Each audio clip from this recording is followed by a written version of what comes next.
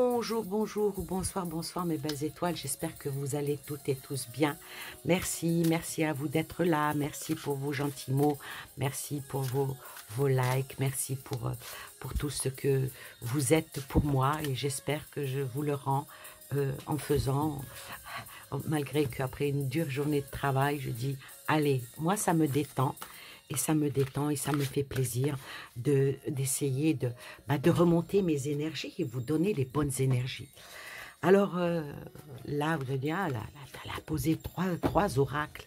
Oui, j'ai posé 3 oracles pour vous faire trois, trois tas à choix multiples. Et je vais vous parler de 2 énergies. 2 énergies spirituelles, fondamentales. Vers quoi est-ce que je vais aller? Eh bien, si on peut les considérer comme ça, on va dire l'amour et la haine. Quel fonctionnement cosmique et quelle interprétation métaphorique on peut donner à ça? Alors, je vais dire que la plupart des traditions spirituelles parlent de 2 énergies qui sont là, l'une positive, l'autre négative, par exemple le yin et le yang, ou encore le soleil et la lune, de l'alchimie spirituelle. Nous appelons ces 2 énergies amour et haine. On aurait pu ici les appeler union, séparation, amitié, discorde ou encore unité et dualité. Alors, dans mon approche là, ce soir, pour vous, tout en mettant mes cartes pour que vous puissiez après choisir et puis que mes cartes soient bien, je ne veux pas dire influencées, mais bien ciblées vers ce que je dis pour vous. Amour et haine n'ont pas une connotation bonne ou mauvaise. Ils sont simplement le constat de 2 fonctionnements différents qui finissent par se rejoindre. L'amour est ce qui rassemble, ce qui relie, l'harmonie, qui unifie, c'est une énergie ordonnatrice. La haine, c'est ce qui sépare, rejette, lutte, dévore. C'est une énergie conflictuelle et je dirais même chaotique. Ces énergies sont facilement perceptibles au quotidien face à une situation, une épreuve donnée. Certaines personnes pencheront pour le conflit, d'autres pour le dépassement du conflit et de la réconciliation. Ce sont donc 2 chemins, et cet oracle s'appelle le chemin de l'amour inconditionnel. Je parle et en même temps, je n'ai même pas fait attention que j'avais pris cet oracle et que ça allait tomber au moment où je l'avais en main. Alors, moi, je dirais que ce sont 2 chemins possibles, 2 forces différentes, l'une tendant à harmonie, qui va en tendance plutôt à l'harmonie et l'autre au chaos. Mais un chaos qui devrait forcément retrouver un jour la voie de l'harmonie. C'est ça quand on essaye toujours d'aller vers le haut et toujours vers le positif, vous voyez. Pardon. Je dirais, les deux énergies spirituelles, amour et haine, symboliquement, l'amour peut être associé à la lumière et puis la haine aux ténèbres. En alchimie spirituelle, l'amour serait le soleil, alors que la haine correspondrait à la lune, astre des ténèbres, changeant, mystérieux, ou encore à de l'eau versatile, je vais dire. L'amour est une force positive, active, attractive, alors que la haine est une force négative, passive, dans le sens d'un laisser-aller, d'un abandon, d'une rupture ou d'un mouvement vers le bas. Alors, on va détailler un petit peu, on va commencer toujours par les choses qui fâchent, on va commencer à détailler la haine. La haine correspond à un état de séparation. Elle est donc fondée sur la dualité, une dualité dans laquelle chaque partie affronte l'autre. Dans la nature, la haine est fréquente, les êtres vivants se concurrencent, s'entre-dévorent, luttent pour leur survie, si on peut appeler ça comme ça. Mais l'être humain est bien sûr aussi concerné par ça. Il utilise souvent la haine dans sa relation aux autres humains, mais aussi dans ses rapports avec les autres espèces vivantes. Pour moi, un chasseur qui tue pour le plaisir, il n'y a pas beaucoup d'amour dans son cœur, n'est-ce pas? Alors, je vais dire que chez l'être humain, la haine est produite par le mental, lui-même alimenté par l'ego, autrement dit, l'individualisme ou sentiment d'être séparé du reste du monde. La haine provient de nos instincts naturels, conservation, survie, attachement, peur, colère, crainte de l'avenir, isolement, et j'en passe. Sur le plan social, elle est parfois justifiée par la morale.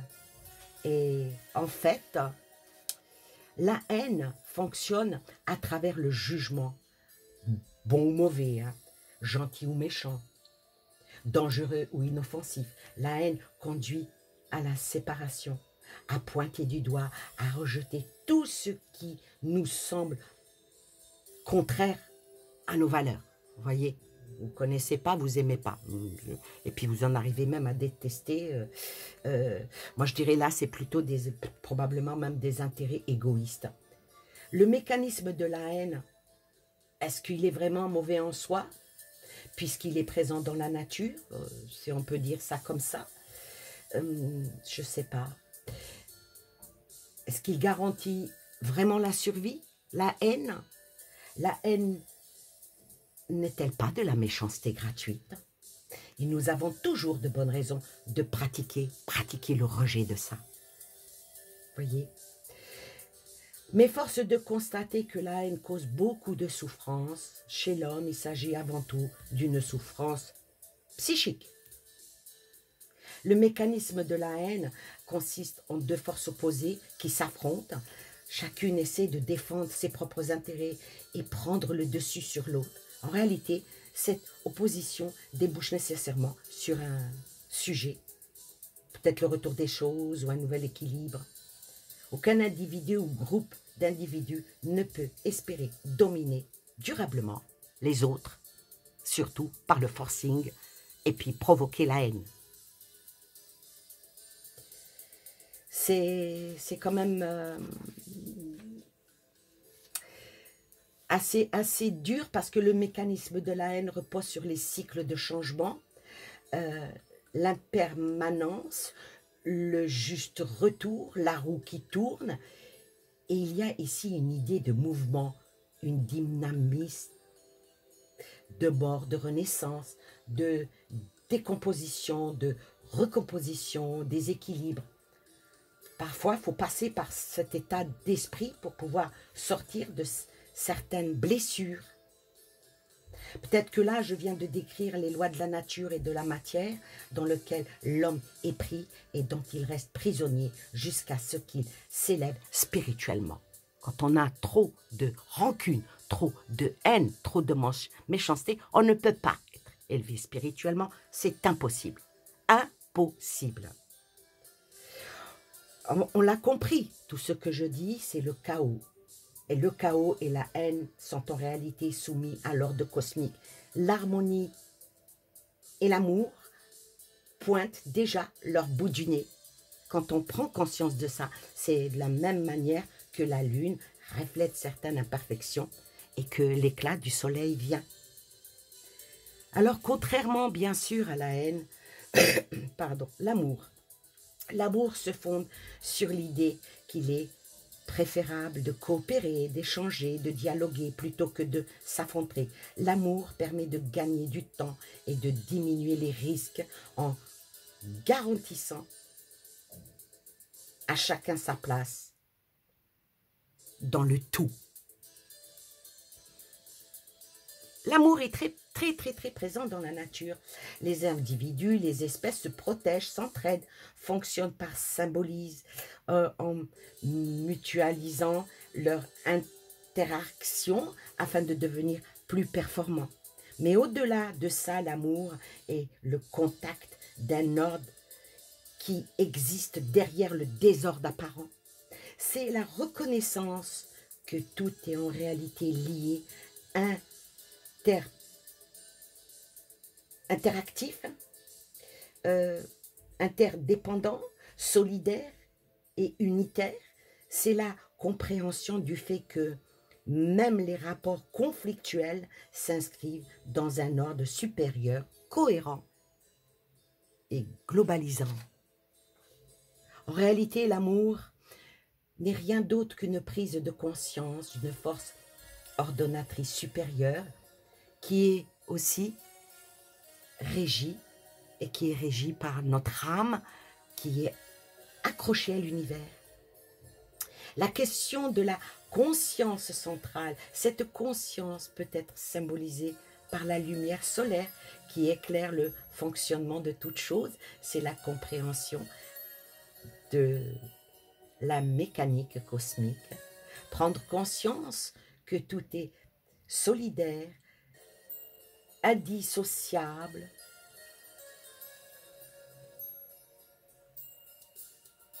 en harmonie. Et entre l'amour universel, c'est comprendre que le destin, notre destin de chaque chose est lié à toute chose, que rien n'existe véritablement en soi, puisque chaque élément dépend du tout. Rien de séparé ne peut gagner contre le reste. Si la haine existe, elle ne pourra jamais triompher. Sur le plan humain, cette prise de conscience, quand on comprend que rien ne me sert de te haïr, mais plutôt ça me servira de t'aimer. Quand on prend conscience que tout ça mène par la tolérance, à l'acceptation, à la sérénité et à l'espérance, l'ego passe en second plan. Chacun voit l'autre comme un autre soi-même, animé de la même énergie cosmique, relié au même centre. Si l'amour est conscience, la haine est absence de conscience. La haine exprime en effet la manière inconsciente et l'amour, la manière d'être conscient qu'on peut tout faire pour ne pas détester.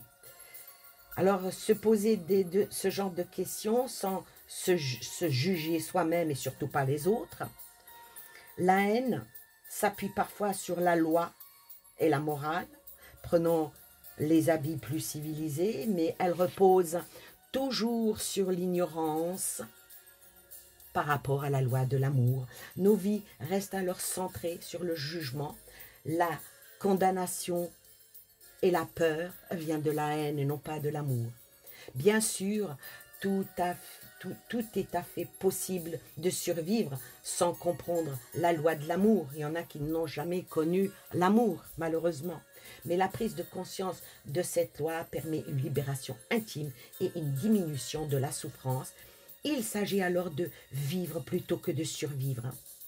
Alors, si on arrivait à réconcilier les deux énergies spirituelles que sont l'amour et la haine paraîtraient opposés, mais ce n'est qu'une apparence, parce qu'on peut faire semblant d'aimer, comme on peut faire semblant de haïr. Mais il est plus facile de haïr que d'aimer.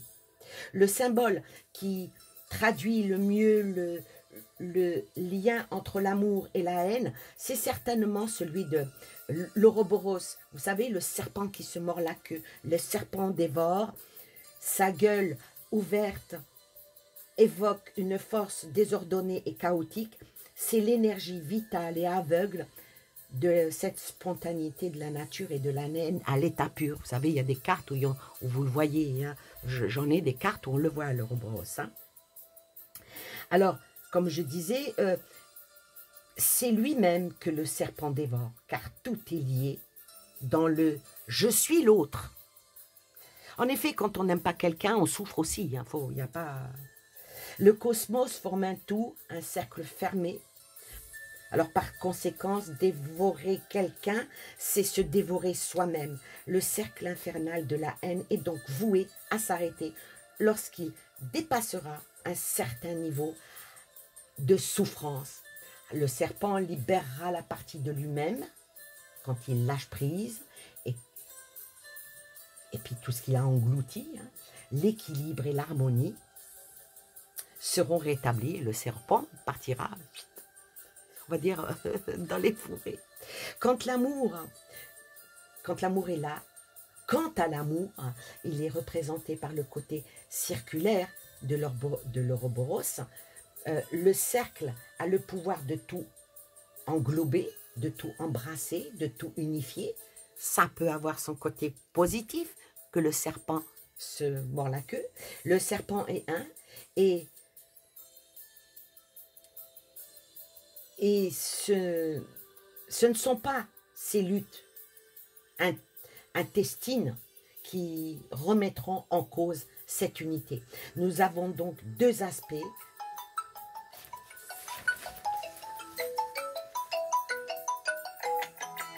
Ah.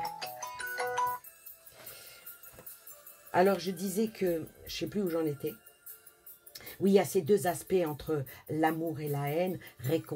On va dire que ce symbole du serpent, on va dire que il symbolise peut-être même une harmonie.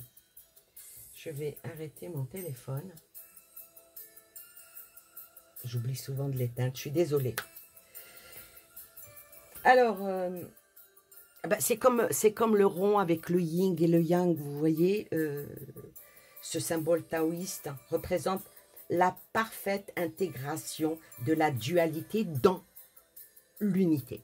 On ne peut pas être entièrement qu'amour, ni entièrement que haine. Il faut quand même, un juste milieu par rapport à ces deux énergies qui sont l'amour et puis la haine. Alors, je dirais, on aurait peut-être tort d'opposer ces deux énergies, amour et haine, entre elles, ou d'affirmer que l'une serait bonne et que l'autre mauvaise. Il y en a que pour eux, leur haine, elle est justifiée. Oui, le bon, le mauvais. Pourquoi je dis ça? Parce que la haine ne remet pas dans l'ordre cosmique en question. Elle est simplement l'ignorance du lien qui existe entre deux choses. Alors, affirmer que l'une est bonne et l'autre est mauvaise, ça, moi, je ne pourrais pas l'affirmer parce que quand on a cette ignorance de ces choses, beaucoup d'êtres humains vivent dans la haine, faute de prise de conscience et d'unité cosmique, faute d'éveil spirituel. Mais le fait que l'on ne peut combattre la haine fondamentalement, haïr la haine serait en effet imiter la haine dans son mécanisme. Il ne s'agit pas de rejeter, mais bien de comprendre, d'aider, d'accompagner et d'éveiller. Comprendre la haine revient à la relier à l'amour, car l'amour est cette force qui embrasse toute chose, y compris la haine. C'est ainsi que la haine finit par se dissoudre comme un sucre dans l'eau, comme la neige au soleil. Ces deux énergies que sont l'amour et la haine n'existent que peut-être que dans notre esprit, en disant « Ah, elle me déteste » ou « elle m'aime ». Et oui, des fois, on se leurre là-dessus. Alors, si on venait à voir par rapport les plantes et les animaux, eux, respectent l'ordre cosmique, par contre, sans le savoir. Alors voilà pour cette analyse que j'ai pu en faire de l'amour et de la haine. Et là, j'ai fait pour vous qu'est-ce qui se ferait que vous pouvez retrouver l'amour et enlever le côté, on va enlever tout le côté négatif et on va ramener que le côté positif. Et là, on va voir avec qu'est-ce que vous avez choisi comme couleur. Alors vous qui avez peut-être choisi la couleur violette là, dites-vous bien que la bougie violette, elle vous favorise toutes les démarches administratives et transactions. Ça fait si vous faites appel à cette couleur et que vous la portez pour des entretiens, ça représente aussi la protection comme l'améthyste. Alors, si vous portez cette couleur-là, dites-vous bien que vous pouvez arriver à ce que vous souhaitez là maintenant. Vous qui aimez, avez pris cette petite bougie bleue, dites-vous qu'elle vous rapportera la chance et la force d'aller de l'avant. Et si vous priez avec cette petite bougie bleue, vous aurez un soutien d'une tierce personne. Alors le bleu vous donne des idées claires, idéales pour la spiritualité, bien sûr. Et vous qui avez peut-être choisi cette petite bougie rose, alors le rose vous appelle à la tendresse, à l'affection, les liens stables, d'où l'expression « voir la vie en rose ». La douceur du rose peut vous donner un coup de jeûne quand vous êtes fatigué, enlever la tristesse quand vous méditez avec. Alors maintenant, vous allez me dire, c'est bien gentil Yanni, mais nous mettre des bougies comme ça, on ne va pas les allumer à l'aveugle. Non, vous n'allez pas les allumer à l'aveugle. Alors moi, je vous dirais que si vous avez choisi une bougie comme ça de couleur, que vous êtes attiré par ça, il faut toujours prendre j'ai cassé exprès pour que vous voyez bien, toujours les prendre dans la masse, hein, pour que la couleur soit vraiment... Alors, vous pouvez faire un vœu avec votre bougie colorée. Alors, la voie du succès est ouverte à tous. Il suffit juste de le vouloir, de la chercher et bien sûr, de mettre tous les atouts de votre côté avec les bons éléments et y parvenir. Vous pouvez y arriver. Alors, vous formulez votre vœu grâce aux bougies que vous avez choisies. Bon, maintenant, ça relève évidemment des croyances, mais même si on ne croit pas, on peut le faire. De toute façon, tout ce qu'on fait dans le bien, c'est bienvenu. Alors, pour y arriver, il est nécessaire de suivre un petit rituel que je vais vous dire maintenant. Alors, d'abord, il faut bien vous laver les mains à l'eau froide, sans savon. Et puis, vous lavez votre bougie. Et oui, il faut laver votre bougie bien comme il faut à l'eau froide. Après, vous la séchez vous la séchez bien, qu'elle soit bien sèche. Et là, vous allumez votre bougie, si possible. Si vous pouvez aussi mettre un petit bâton d'encens. Et surtout, vous faites le vide dans votre tête, faites le vide entier. Alors, pour y arriver, vous pouvez par exemple faire une petite séance de méditation. Et puis après, vous posez votre bougie sur une table devant vous, en prenant soin de vous placer, très important, le dos au nord pour bénéficier de ces énergies. Après, quand vous aurez, on va faire ça avec celle-là, hein, par exemple. Alors, vous imposez vos mains comme ça, à peu près vingtaine de centimètres, hein, au-dessus de votre bougie, comme pour faire une prière, et vous demandez que l'on vous vienne en aide pour charger votre propre bougie. Et là, vous faites un vœu. Laissez la bougie et l'encens se consumer jusqu'au bout. Bon, attention, hein, veillez bien à surveiller la bougie, surtout quand c'est des bougies comme ça, il faut vraiment les mettre dans une assiette, bien comme il faut. Mais bon, pour les vœux, il n'y a rien de mieux que des petites bougies comme ça. Vous faites un petit vœu, vous la posez. Vous voyez, elle tient, mais il ne faut pas qu'elle tombe. Hein, c'est pas la peine de foutre le feu à la maison, puis brûler l'immeuble. Donc, voilà. Voilà pour les bougies. Alors maintenant, on va voir l'oracle. Les oracles, qu'est-ce qu'ils disent? Alors, vous qui avez pris ce premier tas, pour que vous soyez bien, on vous demande de aligner dans l'amour tous les intérêts et laisser les divergences de part et d'autre. Il faut que vous montiez vers le haut, et au-delà des apparences, vous pouvez toujours montrer plutôt votre amour que ce que vous n'aimez pas. Alors, pour que vous soyez bien, pour vous équilibrer, ne prenez pas trop les choses à cœur, ça ne sert à rien. Soyez limpide, comme l'eau que vous voyez là, soyez limpide et attendez-vous à recevoir toute la lumière en héritage ben, de l'amour que vous pouvez avoir en vous. Aimez-vous d'abord, aimez les vôtres, et puis vaut mieux, au lieu de tourner les talons et de partir, de fuir comme la sirène dans l'eau et de ne plus revenir, aller dans les profondeurs pour aller dans votre rancune et votre blessure, je ne veux pas dire votre haine, mais votre blessure, laissez-vous devenir la belle sirène pour pouvoir éteindre le mal-être qu'il y a en vous. Quand il y a quelque chose qui ne va pas, il vaut mieux en discuter avec les autres pour retrouver un bel équilibre. Et vous, ça tombe bien, prenez donc cette petite bougie. Alors, ça peut être dans le domaine professionnel, vous avez des rancunes, ou ça peut être sentimental, amical, même familial.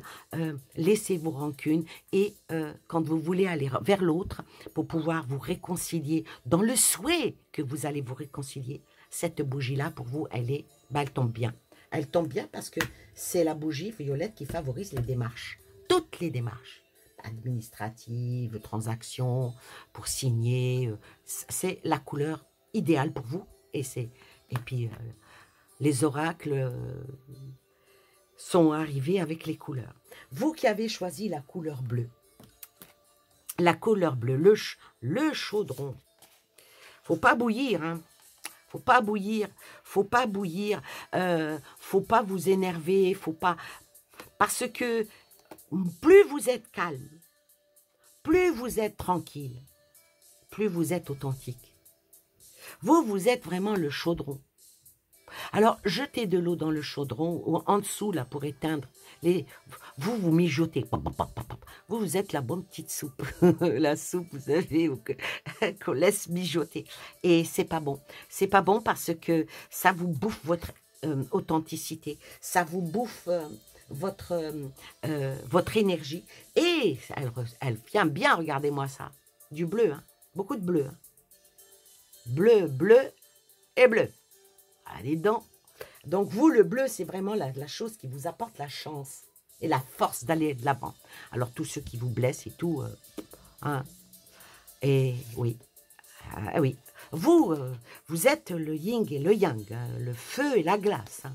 À vous, quand ça va pas, alors vous avez deux personnalités, soit vous explosez et tout, soit vous faites la gueule pendant des mois. Eh ben non, ni l'un ni l'autre. Il faut que vous vous recentriez, il faut que vous arriviez à faire, au lieu que la marmite déborde, même si ça cuit à petit feu, eh ben faites un vœu. Faites un vœu avec cette petite bougie qui dit aussi qu'on a toujours besoin de quelqu'un d'autre. Parce que cette bougie-là représente les prières et le soutien d'une tierce personne. Donc, allez-y et regardez-moi ça, comme c'est beau. Voilà pour vous qui avez choisi le bleu. Maintenant, le rose. Vous qui avez choisi le rose. Oh, regardez-moi ça, c'est incroyable. Incroyable. Si je ne les aurais pas tirés devant vous, j'aurais dit, elle a triché. Hein. Regardez-moi. Du rose. Du rose. Et du rose. Donc vous la tendresse, hein, la communauté, l'amour. Oh là là. Un jardin même dans la nuit. Vous en fin de compte, faut attention à ne pas être trop naïf. Hein, parce que vous savez, quand vous êtes trop blessé, ça ramène beaucoup de la tristesse. Et c'est pour ça que le rose peut vous enlever la tristesse, hein, quand vous méditez avec le rose. Hein. Voilà cette carte-là, là, communauté, jardin de la nuit, et écoutez votre cœur. L'amour, vous, c'est vraiment, les couleurs se marient avec les bougies, c'est extraordinaire. Donc vous, je vous dirais, si le ciel est en haut, Le feu est en bas. Dans votre bulle de douceur, vous arriverez toujours à être l'âme sœur. Oh, c'est beau. C'est beau ce que j'entends là. Hein? Donc vous, vous êtes quelqu'un de, on va dire, de extrêmement pacifique. Bon, vous qui avez choisi ce tas-là, s'il vous plaît, prenez mon adresse mail. Je veux bien que vous soyez vraiment des miens parce que des âmes comme ça, là, oh, c'est magnifique. Vous êtes vraiment une très très belle personne, vous qui avez choisi ce tas-là. Franchement, vous êtes une petite perle. On a dû déjà vous le dire que vous étiez une petite perle. Ou quelqu'un. Oh, je ne sais pas. En tout cas, voilà. Voilà pour vous l'amour, l'amour, l'amour avec un grand A. Hein, mais écoutez votre cœur. Écoutez votre cœur. Écoutez ce qui doit être à vous, qui doit être en vous et qui vous ramène le bonheur, l'amour et balayer toute rancune, toute peine et toute douleur. Vous n'avez pas besoin de la haine, vous avez besoin que de l'amour, de l'amitié. Je vous aime, plein de belles choses à vous et aux vôtres. Et à la prochaine vidéo. Bye bye.